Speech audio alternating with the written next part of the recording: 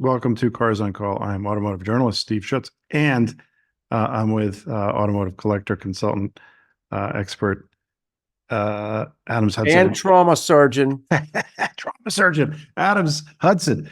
So this is going to be very different. We're originally going to have a guest. We're not going to have that guest today, and he was unable to attend. And then our trauma surgeon cohort is in Europe somewhere. Adams, do you know where he is? He's like in Italy or something. He's traumatizing the Northern Italian. His job. And it looked pretty fun. A couple of the pictures look good. Yeah, I'm sure he's desperately searching for ball coolers, but doing the best he can. He's got Google Translate ball coolers. And you can identify his cruise ship because it's dragging behind the green gonads. That's right, hanging up the back of the ship. But we have a really good rundown of topics, Adams, and this is going to be really good. We're going to talk about car spotting. You got a really cool car spotting. We're going to talk about Nissan a little bit. We're going to talk a little bit about something I want to talk about, and that is a guy named Bob Eaton. And right now, I guarantee no one listening to this has any idea who Bob Eaton is. By the time I'm done, my goal is that people will know who he is and they will hate him. And then we're going to move on. We're going to move on to... This is the episode of hate and disgust.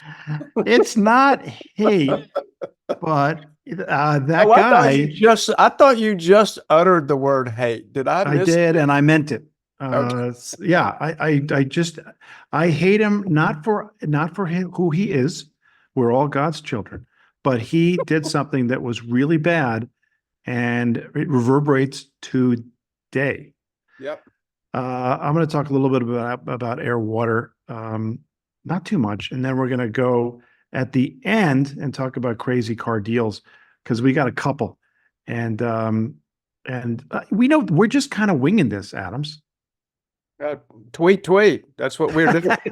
That's what we're doing. But if you guys and ladies who are listening out there in Carland, that's what you do when you end up just sort of like bumping into somebody and, hey, what about this automotively? And bang, that's just where it goes. And that's where this is going to go. So ride along with us. Yeah, ride along. So let's start with your corresponding because I was very psyched when you sent this. Well, this particular one, sometimes our car spottings are, mildly, not cheating necessarily, but a little bit easy prey because we'll be at an automotive show or an automotive event and go, wow, I hadn't seen one of those in a while. This was truly in the wild. This is one that, you sort of spot the Hollywood star in a cameo role. This was and if you can pull that up, and if you can't, we'll talk about it, a Golf GTI in what Volkswagen calls, I believe it's jazz blue pearl. That's a fun color. And it was just rolling down the interstate there it is. And that's why it's not a great picture. That's why you can see. It's like the worst picture ever.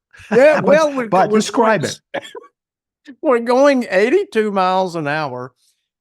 He's going only slightly less fast. And that's a reflection of my wife's dress in the passenger seat. As I said, please take a picture of that just because you don't see them that much. I love the color. It was a more mature driver, and not that that's a plus or a minus, but it looked like the guy loved his car and he kind of knew it. And he was just buzzing right along. And there's so many positive things about that car that we could spend more time than should be allotted to it. But Steve-0, what's your take? And by the way, you know these better than I. What gen is that, or what rough year is that? That's a new one. I would say that's Mark 7. So the last generation. Wow. Okay. It's the last generation. It looks like maritime blue, doesn't it? If you're a Porsche guy. It does indeed. Absolutely. Yeah. Good call. So, yeah, there's so many things we love about them. Yeah. I love everything about this car except the wheels. I wish they weren't black. I think that there's certain colors where black wheels look fantastic. Yep. White, silver, maybe silver, but definitely white. Definitely but white. What the black wheels subtract from the color.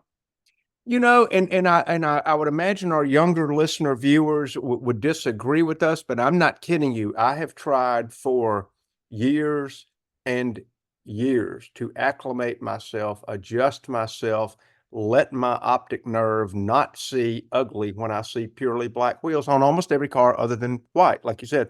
And even on the white cars, I mildly forgive it. And I've had a couple myself that were white cars with black wheels, but it just didn't do it for me. However, that car is just, there's something so right about that. It's the, you know, the formula that Volkswagen more or less birthed in that car, a readaptation of hot motor, small car that we've seen many times before and played out well.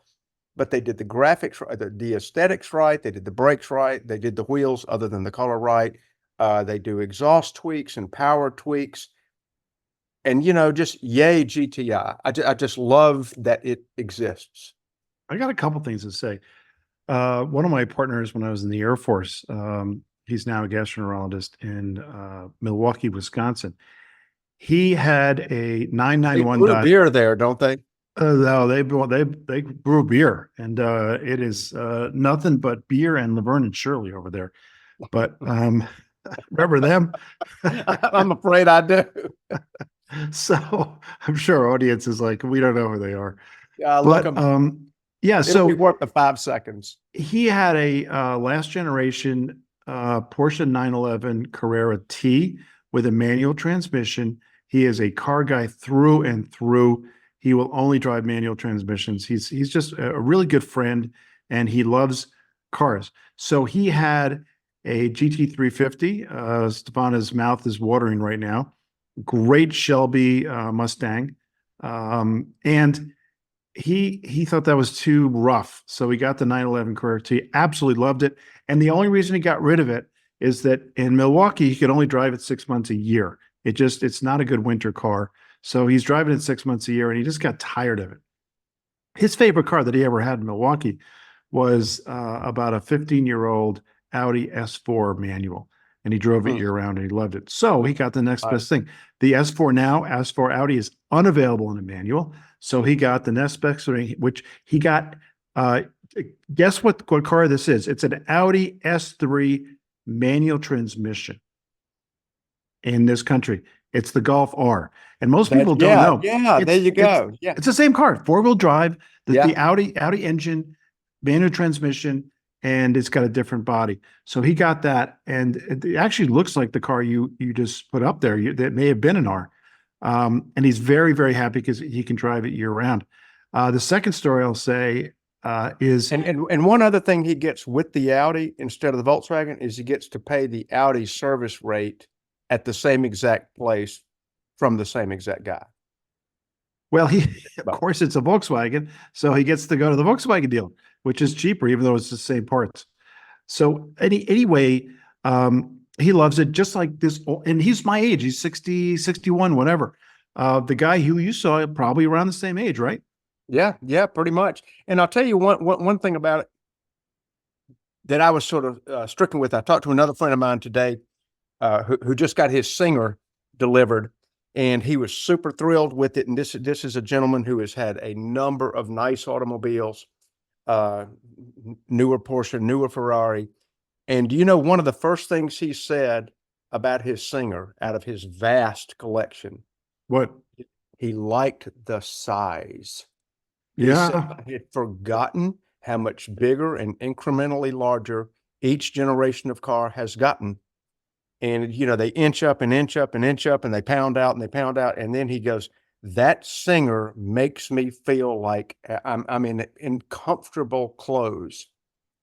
Wow. Just fit. Yeah. So the GTI, to me, is like a whole lot of car in a smaller, more handleable package. And it just fits. I mean, you know, you look at that car and you think, well, that's a diminutive little car.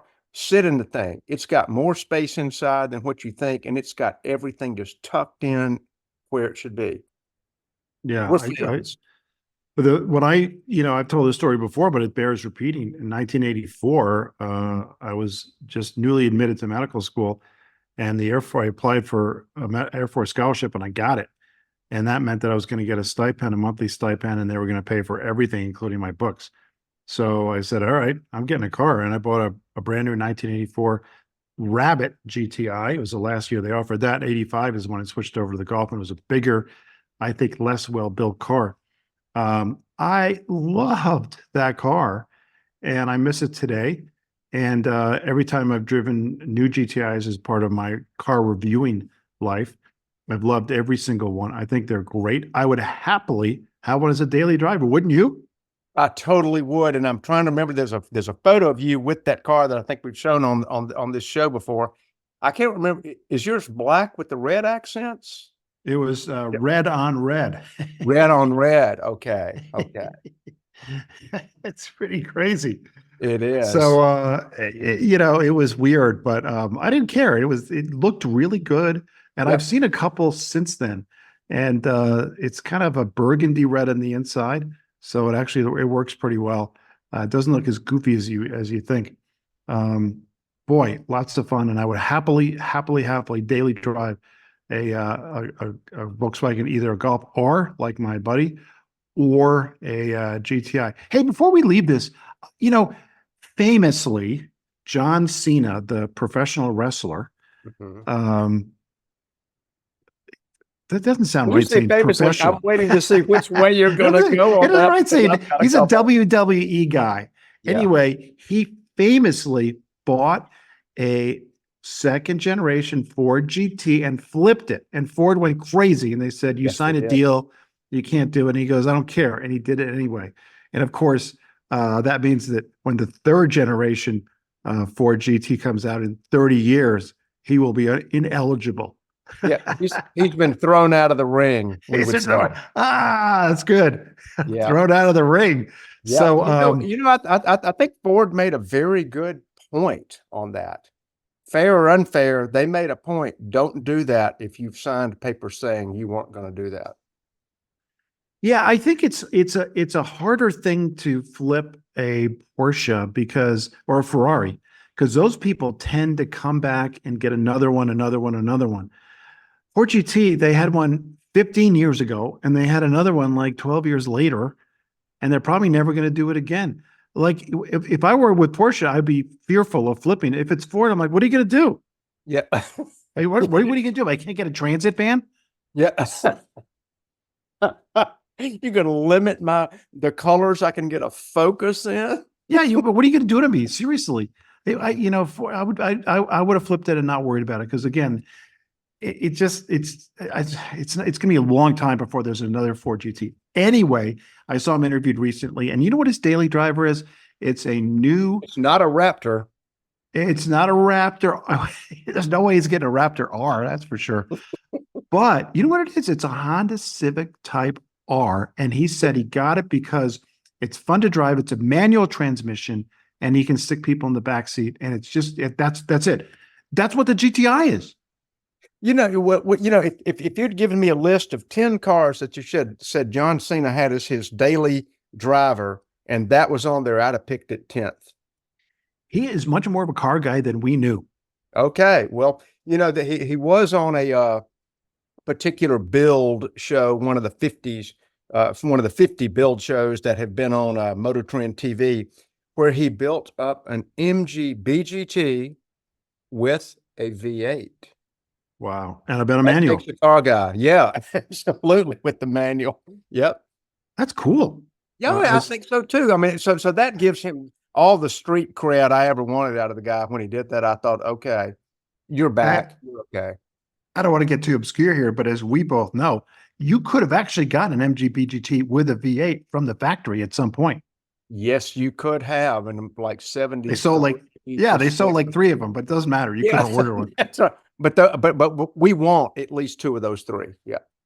So I want to shift gears and talk about air water, because this is a really, really cool show. We've talked about, if you are able and there's a cool show, try to go, because it's really, really enriching and you will have fun. You have been many times to Amelia Island, and you love every single time you've gone.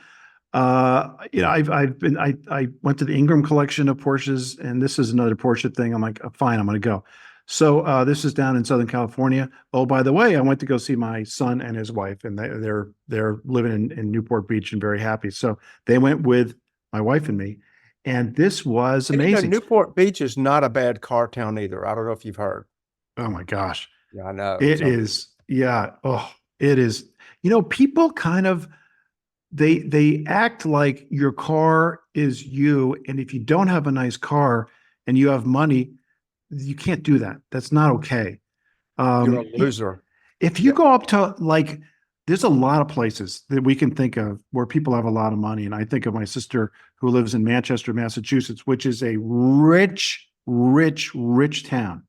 And there, people want to have an absolutely beautiful, spectacular house with a view of the ocean, and they want to drive a 20 to 30-year-old Volvo. Mhm. And if they have That's inherited exactly money, what I pictured in my mind. Before you yeah, said the word Volvo, that's what I saw.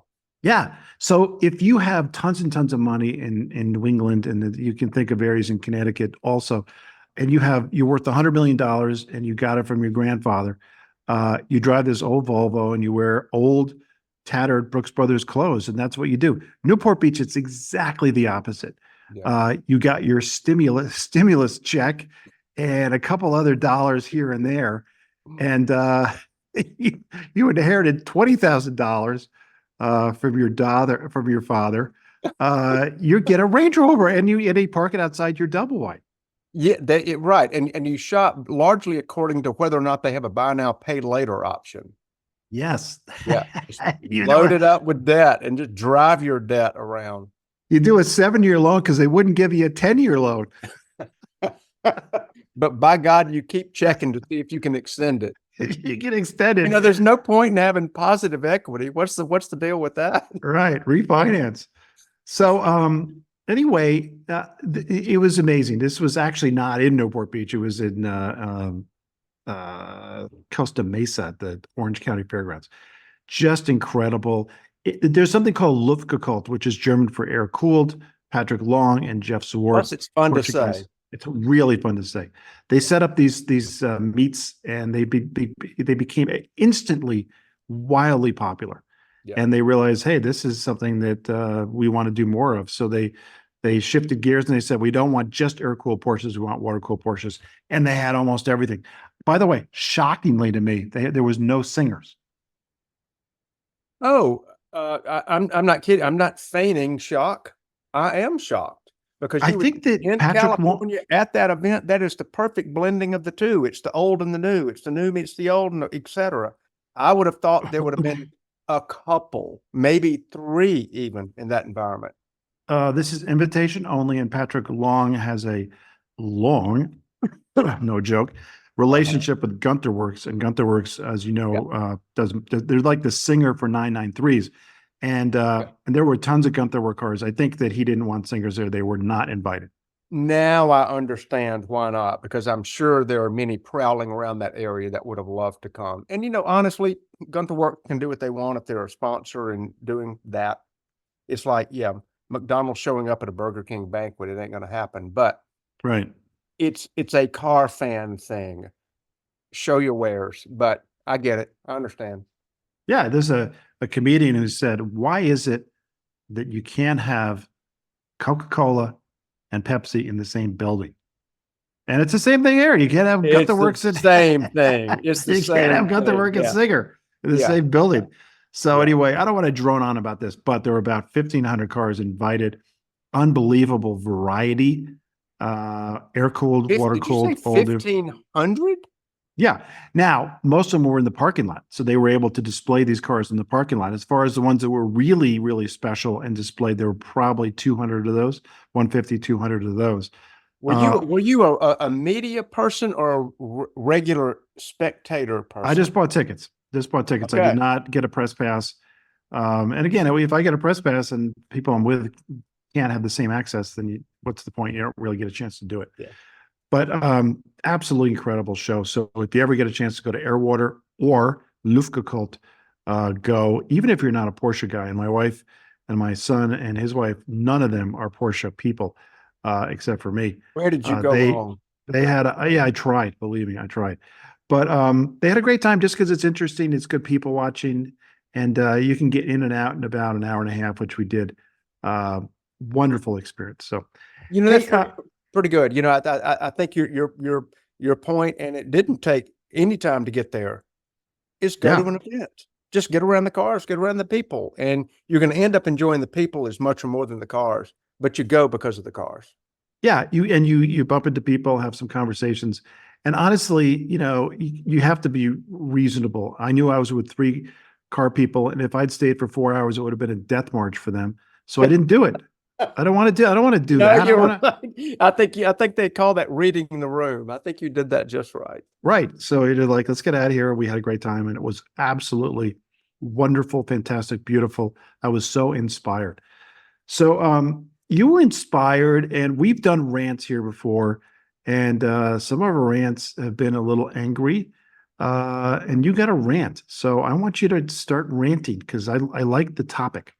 I do have a bit of a rant. Last week we talked about, and this is going to tie in. You might have to give me just a half a moment. But last week we were talking about the Alpine, the Renault version of reintroducing that car, possibly in the U.S. We're not super sure. And then the second thing was how Infiniti had lost its way. And after the show, I actually gathered my thoughts and thought, man, there are two things linked there that I did not see. And that is my rant. The first one was we liked the Alpine. We thought it was a pretty cool car.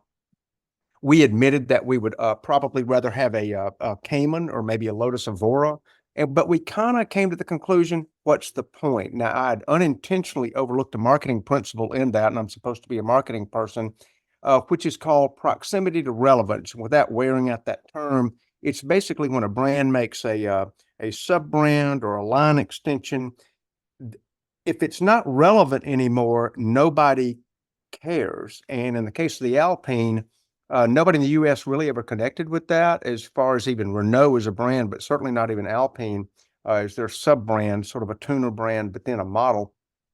Because, and here we go, folks, it had been 40 years since the reintroduction from Alpine to the new one in 2017. Now, stay with me here. The Jaguar E-Type to the F-Type was also 40 years, and you see how well that went over. Mercedes, who's not innocent in this, they can also make a mistake. They waited 39 years between the last Maybach, when it existed in Europe only, to their introduction in the U.S., where nobody even knew what it was. Half of them didn't know how to pronounce it. And I may be mispronouncing it, but basically nobody really noticed because there wasn't a touchstone of relevance. And those who might have noticed didn't care because they weren't buyers. So it was a terrible, terrible idea. So as far as the Infiniti reference that we made last week, Nissan has been trying to make the Z car relevant in a modern way for just years and years. And they have little starts and stops and fits of glory, and then they fail. They had the world by the collar with the 240Z, and I think there's a graphic of the original 240Z. And it was a fantastic car. It was a car that set Nissan, then Datsun, as a household word. No one who knew anything about what they were or who they were or where they came from suddenly recognized the Z car. It was a halo car for them. It is really, if you look back in the annals of Nissan, again, Datsun history, their fortunes were sprung from the well dug by the 240Z, not an unimportant car to them. They had a few years of success where the car got a little bit more bloated. And in 1990, they came out with a 300ZX twin turbo, a absolutely incredible car. Technologically, they started competing more with Porsche instead of obliterating like with the 240Z. They put Triumph, MG, the Alpha Spider, the Opel GT, on and on and on. They just put those cars in the weeds, whereas the 300ZX was now competing with Porsche and doing a pretty credible job. And so then they fall asleep at the wheel after that and bring back the 350. Oh, excuse me. Wait, go to that other graphic. See, this is where, yeah. There you go. So they have the Nissan GTR in Europe, and it is a technological tour de force. But look at the thing. It's ungainly as heck. It's got sort of a crooked roof line, and all the tech in the world is crammed into this car. But they come out with the 350Z, and they don't give it any of the tech. that they pioneered with the GTR. They just have a regular old pedestrian sedan version V6 in it. And go up a little bit, Steve. I hate to be running you around here. Is there a regular 350Z somewhere in that lineup? You didn't send me one. Silly me. I'll see if I can find one. That must have happened in the editing department. But nonetheless, Yeah. it's really not. It's hardly important. But it's how Nissan kind of had the attention of the world, and then they come out with a 350Z, which is not even really a sports car. It's a sporting pretense car, but they put all the sports car tech in the GTR. And here's my other marketing point. The GTR became the halo car that no one knows about. If you ask most people on the street, hey, who makes the Z car? Most people would say, oh, Nissan, even if they're not car people. But you say, who makes a GTR? Most people go, I don't even know what that is. It sounds like a submodel to something, but they don't realize what it is. If part of Nissan, my rant about Nissan's horrible missteps is that they did not marry the techno advantage and the performance advantage and the four-wheel drive and the four-wheel steer that they crammed into the GTR into their best nameplate. Thank you. And that would have been, even in the Nismo model, you just don't get any of that stuff. And the 350Z, then the 370Z just faltered as a result. They were living in the shadow of another car, and yet Nissan really missed that opportunity. So now they've got a very difficult to sell 350, then 370, a very difficult to sell GTR. They didn't combine them, and now they've come out with, and I guess we have another graphic showing up of the new Z car. They dropped the numerical reference to it, just call it the Z. And they feel like that's going to do it. So it's harkened back in some of the looks, the big open mouth grille, but there's no chrome bumper in front of it, which is what made that open grille kind of look good in the first place. And they give us a B pillar and that little B glass back there that looks, the quarter window glass, that looks, reminiscent of the 240, but it just makes me mad that they had this opportunity, they had the attention, and here they are trying to be edgy.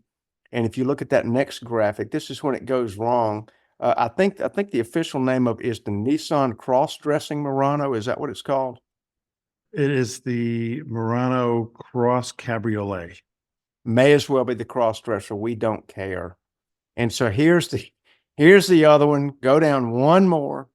Well, it's in today's language. Obviously, you want to clean it up. This would be a vehicle that identifies as a convertible. There you go.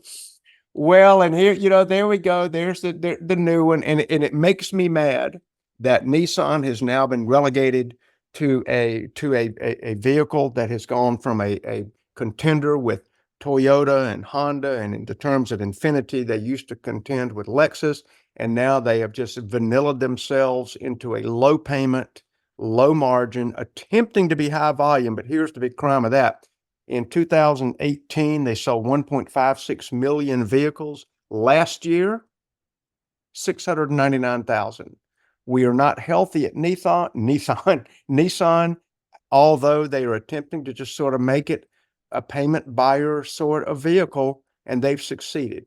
They have cheaped themselves out. They sold themselves out.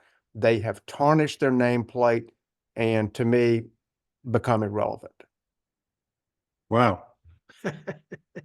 Sorry. I was in such a good mood before this too, Steve-0. I had a 240Z. It was a used 1972. I got it, I think, in 1979. I was in high school and I loved it. I went away to college and my parents sold it without telling me. And I got home and I said, "Where's my car?" And they said, "What car?" And I said, "The 240Z." And they said, "Oopsie." So that was not wonderful for parent-child relationship building. But what are you going to do? Can we do an episode on that? Yeah. Okay. But So that one of was these days you're going to have another one. And I did not realize, even though I've heard you reference that car before, and all the car folks listening, we all have the ones that got away. absolutely. The close calls, the ones we were going to get and didn't, the one that we anguished over the last $500 and somebody else bought it, or in your case, the one you had and it sort of slipped through your fingers. And that's what partly makes us car folk. But you're going to have another one. I just know you will eventually. I think I will. I really loved it. What happens is life, and you're young and you're living paycheck to paycheck, and then you get married and have babies. It doesn't work to have an extra car that you're not driving every day. And your wife will say, why don't we put that into the equity in the house, or why don't we put that into baby formula? And of course, she's right. So unless you're an idiot, you'll sell your car and you'll raise your babies and you'll be a responsible husband and father. And that's what makes us mad about women is they have their priorities in order. They're right. It's true. So of course I got rid of it, just like I got rid of my GTI. And you do what you have to do. But I'd certainly like one. By the way, one thing you didn't mention, if you take the 400Z, which is the new one, and you put it on a scale, a teeter-totter against the 240Z from the 70s, it's gonna, the 240Z from the 70s may fly through the air. Honestly, it's so much heavier. It's like twice I as heavy. wasn't super sure because you keep up with the new cars a lot better than I do. I thought you were going to say they've really pared down the. No, I didn't realize it was going to launch the 240. To Porsche's credit, if you take a 992 and you compare it to a 993, they're not, the smaller, air cooled. They're not that much heavier. And that is a miracle. It's a miracle of lighter weight componentry. But I'll tell you the other miracle. If you ever see a 997 parked next to a 992, they are vastly different in just girth and volume and presence. Well, that's my point. The same is true for the 400Z versus the 240Z. But if you weigh a 997 versus a 992, they're roughly the same, even though it's a lot larger. This is not true. This is a big vehicle, and it's a heavy vehicle, the Z. I don't like it for that reason. So, all right, we beat up on Nissan enough, but you know something? If they don't get their shit together, they're going to not survive. And I don't mean in 5 years or 10 years, but 20 years. If they continue the way they are, they will be tossed into the trash, just like Chrysler is doing right now, which takes me to my rant. And I'm really pissed off about Bob Eaton. And here's what I mean. Stellantis just mentioned that they're laying off 400 more white-collar workers. About 6 months ago, they laid off 2,000 white-collar workers. The Chrysler Corporation is being hollowed out in front of our eyes. They brought in a new CEO of Jeep. I cannot pronounce his name. He's Italian. And unbelievable that they think it's okay to have Jeep run by an Italian or a French guy. It's a Portuguese guy who runs Stellantis, and they run Jeep. And now this is a European country now. And every time they lay off people here, those jobs are being taken up over in Europe. And it pisses me off. And it's because of Bob Eaton. So here's what I mean. 1978, very famously, Lee Iacocca took over Chrysler. He was fired by Ford, and Ford CEO Henry Ford the second, the Deuce is what they called him. He had Lee Iacocca, who created the Mustang in 1964 and had success after success after success. And then he just fired him. And you know what the reason was? Do you remember what he said? I don't, but I want listeners to know that this is the Deuce Il Duce who was in Ford versus Ferrari, that guy. That guy, yeah. So he fired him. And you know why? Not for cause, not because he wasn't doing a good job. You know what he said? Sometimes you just don't like a guy. What the fuck? What do you mean? That's not a reason to fire somebody, but that was his reason. Ego. Yep. So, when your name's on the building, you can come up with stupid reasons like that. So Lee Iacocca took over Chrysler because they were floundering, they were going bankrupt. And do you think after his getting fired at Ford, he was motivated. Yeah. Yeah. Yeah. So he kicked So he ass. invented two car categories. He got a loan guarantee from the United States government, which he paid off early, and he turned Chrysler into a profit machine. He invented the minivan, which Ford wouldn't let him make. It was him and Hal Sperling. But these guys had all kinds of great ideas, and they made Chrysler sing, and they were awesome. And then, can I mention one thing before you turn this story? So to build up the pinnacle here, Iacocca also invented the K car, which is, a car that can live in infamy, like as a non sort of player in the car person enthusiasm world. However, it was a profit maker, and that's what they needed. He needed utilitarian, and I think even as famously, Lee Iacocca went on national TV to ask for the loan, and he went on national TV to say they paid it off early. he did He went ads. from borderline villain to absolute hero. American hero. He saved this company. He saved tens of thousands of jobs, and he saved Detroit. It was unbelievable. He'd get on TV and he'd say, if you can find a better car, buy it. And he was such a great salesman, and people responded. Chrysler did great. Dodge did great. Unbelievable. He brought in, we can say this, because Stephan's not here. He brought in Carroll Shelby, and they Shelbyized the Charger and all kinds of other things.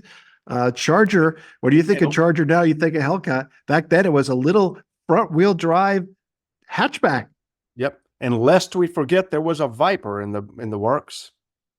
All right. Guess who created the Viper? A guy named Bob Lutz. And Bob Lutz was heir apparent.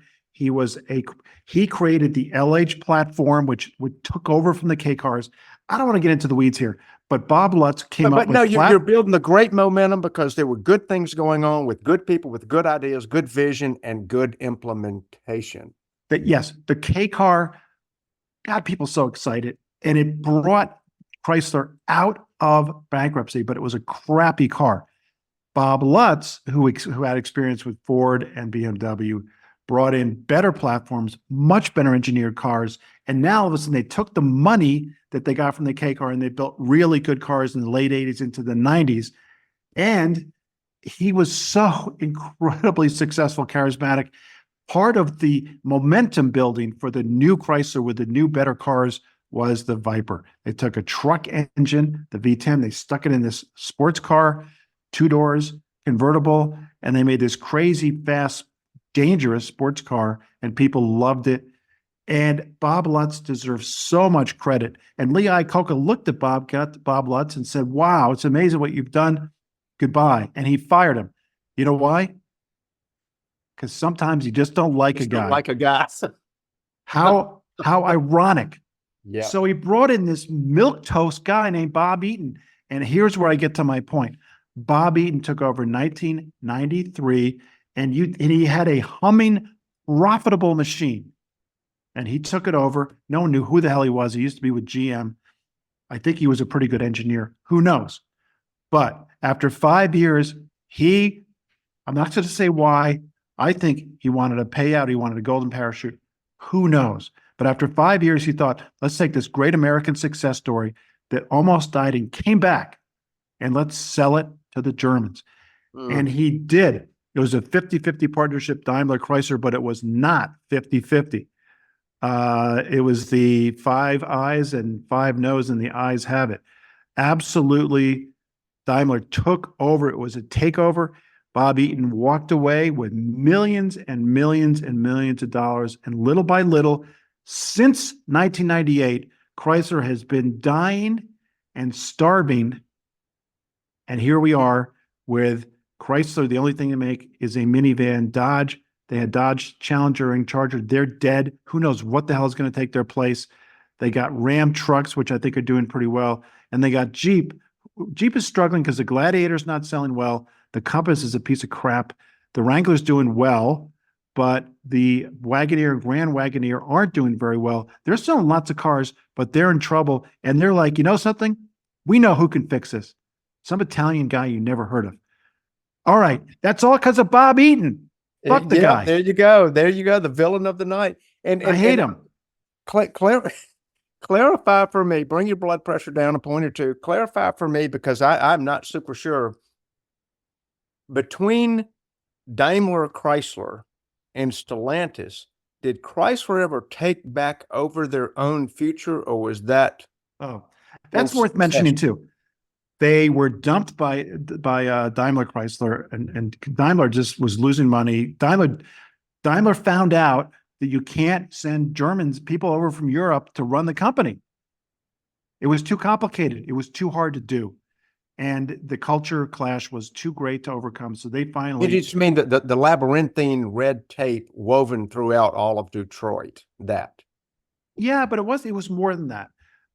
It was, to make a decision, you had to, the Americans had to fly to Stuttgart and take a meeting with the CEO, and they go back and forth, and they didn't speak the same language, and they didn't have the same culture.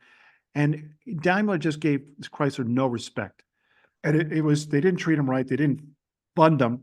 They got a lot of cash out of it, by the way, because Chrysler had cash when they took over. Daimler got that.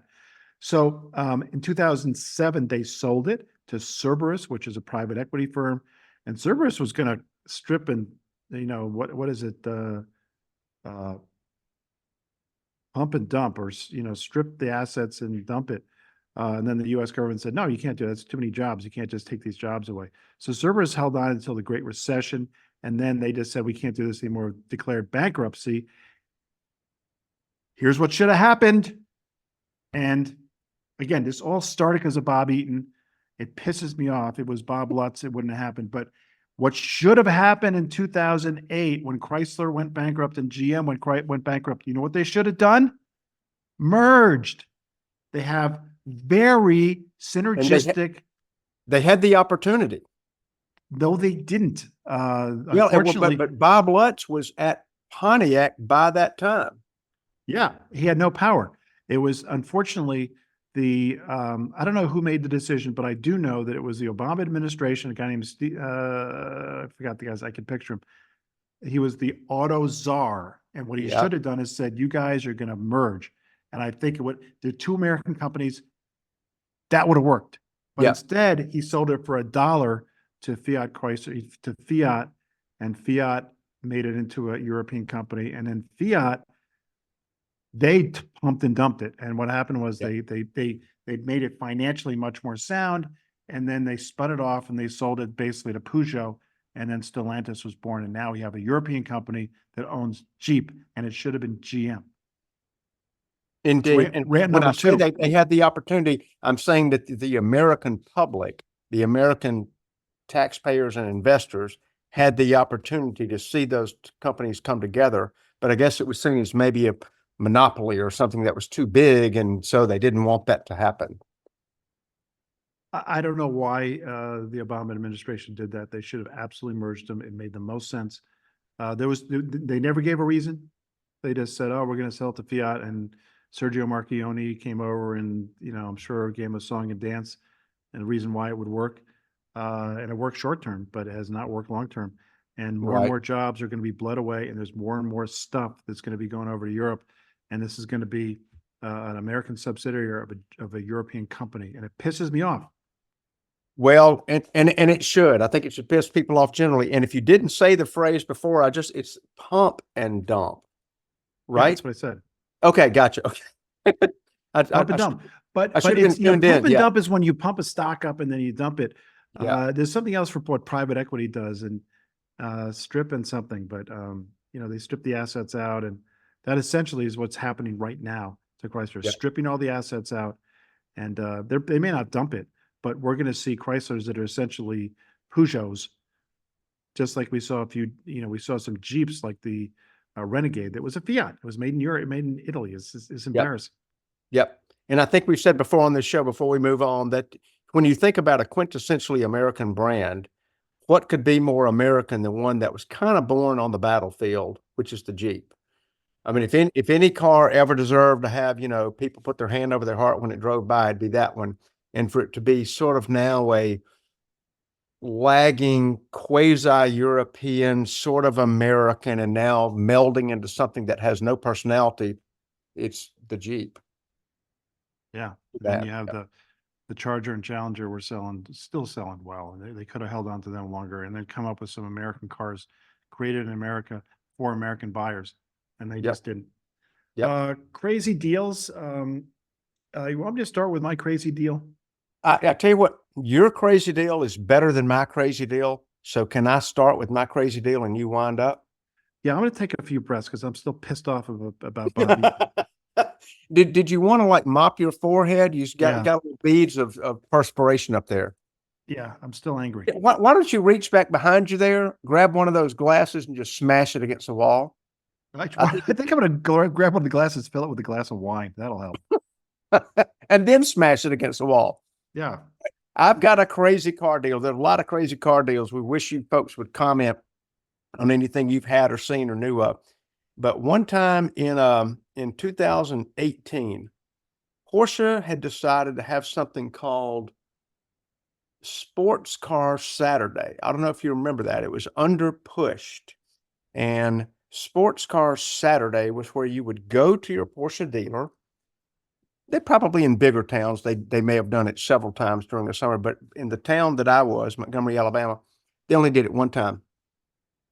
And I thought, have I not heard of this? because nobody has. No. Yeah, I don't feel so bad. This was poorly done.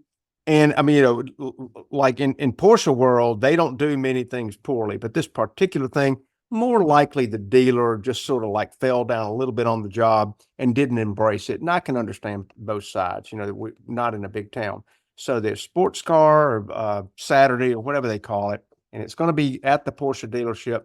And a lot of Porsche dealerships had door prizes and sort of tech reviews, and you could pull in your old car and a technician would take a look at it and sort of point out things. It was supposed to be sort of interesting info gathering, whatever. So I got a couple of friends from an even smaller town where I lived at the time and said, hey, let's go in for this.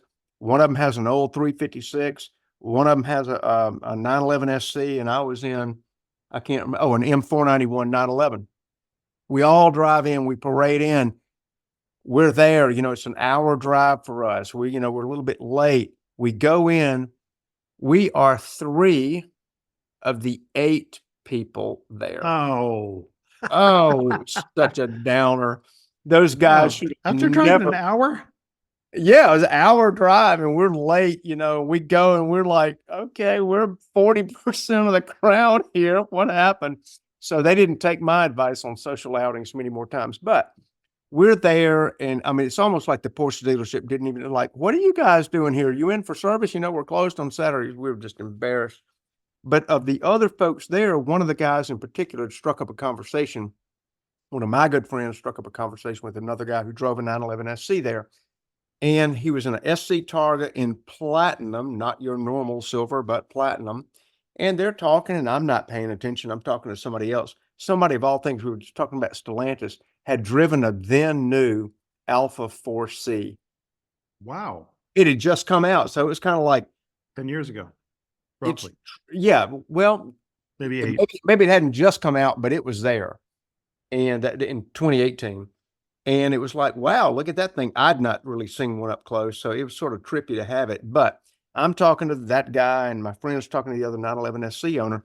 And he comes over and he's got he's got someone else's phone. And he goes, this guy owns this car too.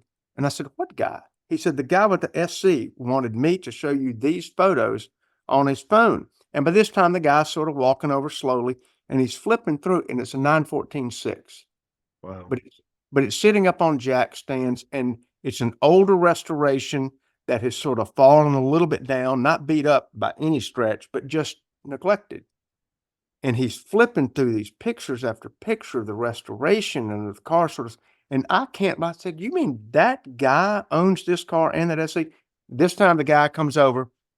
He goes, hey, you know, I've lived in Montgomery 2 or 3 years. I was promoted to another job in another town. I'm going to have to move sort of hurriedly, and I'm selling the 914-6. And I said, are you selling that SC too? And he goes, no, I'm going to keep that car. I'm going to keep that car. And I said, okay, well, what do we need to do? And we talked about it, and I don't want to drag this out. But the deal that he says, because he's got a bit in the car and he spent a bit on the car, when he mentioned what he wanted, I thought, wow, that's a lot, because I don't know what it's going to take to get the car back up running. Right. It looked good, but Porsches, as we know, can eat $100 bills without thinking about it, and $1,000 bills on top of that. So I said, well, that's probably a little bit out of my reach. And I said, you sure you don't want to sell that Targa? And he said, well, why do you ask? And I said, well, what if we bundled them? And he said, well, Oh, never thought about that. When he spat out the price on the SC, it was reasonable. When he had told me the price on the 914.6, I think in his mind, and this happens to all of us, me included, he sort of had what he had projected it to be worth before all the time and money. influenced by how much money you put into it and work. Exactly. That's exactly right. And at this moment, it just so happened he couldn't even let people test drive the 914.6 because it had pretty significant fuel bowl leaks. It's got the twin 48 IDA Webers, and they were leaking. And so he couldn't even have people drive it. And he didn't want to spend the money to get that done because rebuilding Webers is not cheap. And so he was just sort of frustrated with that. I said, what if you put them together? What would you sell them both for? And so he too high on the 914.6, a little lower, I thought, on the SC, and added it together. We within striking distance. So eventually we hammer out a deal standing in the parking lot of Sports Car Saturday where nobody was, for a little over $100 for the pair. And I ended up buying both of them. That's a great There deal. you go. And when I went to see the 14.6, it was better than I had thought, which almost never happens, although it did need almost a year's worth of work. And I've got a graphic of that car. We put it on Bring a Trailer after I'd had it almost, probably a year and a half. But it was a wonderful car. It was a tangerine car with a black interior. It had been lovingly restored before I got it. But again, it had fallen down in its condition. And there it was. There's a picture. Yeah, there it was when it got really standing tall. We had fun doing that car, learned a lot doing that car, but it's one of those things you never know. I didn't go out that Saturday intending to buy two cars, but it just worked. And it looks like, according to this, it sold for 125. Sounds like about a year later. Yep. Yeah. It was Wow. very, very good car, very fun car. So it's a good deal. And of course, you made some money on it, but you put a lot of work into it. So True. And honestly, and I don't want to sound like, oh, Mr. Philanthropy, flipper. I enjoy doing it. If I'd broken even, it would have still been an enriching experience, and it was fun. yeah. Yeah. Well, that's amazing. I'm trying to bring up the picture here of the last car. The last car ever made? I'd bring up the damn We that picture sort of that tailed off there. I'm supposed to like show these pictures. When Stefan does this, he's really good at it. And when yours truly does it. So say something more about that I think car what while you're I bring doing, up this picture. you're acting like you're struggling just to give Stefan some value and some sort of like attempt to be meaningful. But I will say that the 914.6, for those of you who go, oh, well, it's only a 110 horsepower car. That's right. But if you pump up the cams and you jet your carbs a little bit and open the exhaust, it's still amazing to say 140 horsepower killer, because we were talking about weight earlier. That car weighs nothing. Yeah. 140 horse in that is a pound per horsepower that would probably rival the 911S of the day and outhandle it. Ooh, did I just say that? Yes. Yeah. By the way, Fun. I was thinking about it. Whose idea was it to have a crazy deal story? And it was your idea. I don't know if it was it my, I thought it was your idea. No, it was your idea. So So I tell you what, if it goes well, it was my idea. yeah. If it doesn't go good, it was your idea. Well, I'm gonna get John F. I was telling my son this a couple days ago. John F. Kennedy had a great line, which is we know it's totally true, and that is success has 1,000 fathers and failure is an orphan. And it's so true. It's so true. So here's a funny story. I was a GI fellow and I trained at Duke, and one of my attendings had season tickets. Most of the senior doctors had season tickets to the basketball game. And he had this crappy Dodge Omni. It was not his daily driver, but Did one you of his even kids have to drove. put the word crappy in front of it? Yeah, no. So here Yeah. it is. If you want to see it on the picture, this one it looks okay, and it says $75 or best $75? offer. Wait, that's not Best. really it. No, it's not it, but it's just like this. So I of course don't have. $75. He had a crappy Omni just like this, and this one is now for sale for $75. I want it. But he had one like this, and he was trying to sell it. He had it he was trying to sell it for $1,200. This is 1994, and the reason the year matters is that this is the first or second year of the Fab Five from Michigan. And we all remember Chris Webber, Jalen Rose, not Dwight Howard, but Howard something. Anyway, the Fab Five from Michigan captured the imagination of the country. They had baggy shorts, and just everyone loved the Fab Five. Absolutely captured everybody. And they were going to play Duke at Duke that year as a regular season game. So he thought, I got an idea, and this is his idea for a deal, but it's a great idea. He said he'd sell his 4 tickets to the game for $1,200, but you had to take the Dodge Omni as part of the deal. That is so great. And he said he was an idiot. He goes, I was so stupid because I should have. He goes, I sold it like within 3 minutes, and the phone rang all day long. He said I could have easily done it for $5,000. And I would have gotten rid of the car. But there's your bundle. I think that is a terrific tale. And yeah, he probably could have gotten $5,000, but who knew? I'm sure he thought $1,200 for the 4 tickets was great, because that was some dough. Back then, that was, I mean, figure 2 to 3 times that now. Yeah. 30 years later. Yeah. But it's very imaginative, and there's all kinds of imaginative deals going on. So for listeners, if you have any imaginative deals, let us know. Jeff Bank probably has some kind of story about this. Well, he's probably doing a deal right now that would make this. Yeah. So, all right, that wraps it up. And we miss our trauma surgeon, Stephan Moran, and he'll be back soon. We are going to take next week off, and then we'll be back probably after Memorial Day to resume normal programming. And you think they'll shut down YouTube when we're gone? You think they'll? What's the point, right? Why bother? Why bother? Yeah. So as Stephan would say, listen, subscribe, hit the notifications bell, and tell your friends about Cars on Call.